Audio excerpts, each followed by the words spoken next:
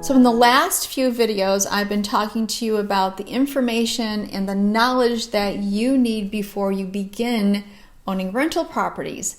So we talked about your financial objective as far as your overall financial objective, and then also you looking at what neighborhoods, what city, what area that you want to invest in, and whether or not you're going to be outsourcing your management or if you're going to be doing it yourself. And if you're looking to build, if you're the millionaires in the making, just $1 million real estate portfolio, it's highly likely that you can manage it on your own because it's not that many properties, it's not that many units, depending upon where you are. So like in my area, it could be as many as 20 units. In many other neighborhoods or areas, it can be as little as one property, $1 million property in Arizona, where you're getting $7,000 a month rent. That's just one mortgage, one property. But say if you're in the Florida area and you can pick up 4 properties for $250,000 a piece, that's only 4 rent checks, 4 properties.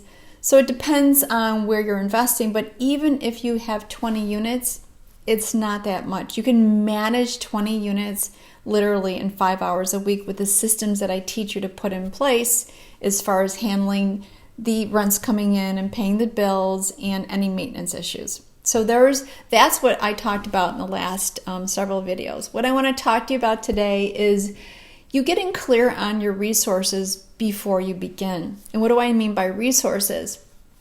Resources can be money. They can be, another resource could be people. Resources could be resources that you need to remove, like people that are naysayers, or minimize your contact with them. But in the resource to begin with is how are you going to fund your investments and how are you going to fund them?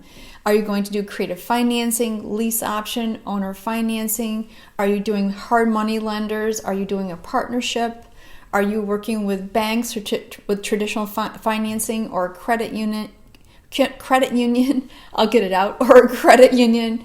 Are you taking out a line of credit on your home or a second mortgage on your home to get into your first rental property? Like, how are you financing your property? Are you doing a self-directed 401k or SEP IRA? So look at that, because that's going to be really important when you move forward and start building a real estate investment portfolio. And I can say that a very big percentage of my tenant base do creative financing, which really minimizes the amount of money you have to put down to get into rental property. Or they partner with somebody that is a silent partner that lends the money to the partnership for the down payment, and then they share in the ownership 50-50%. So again, these are all things that you should be doing before you start investing in property. Take the time. I call this process creating your roadmap for success, millionaires in the making.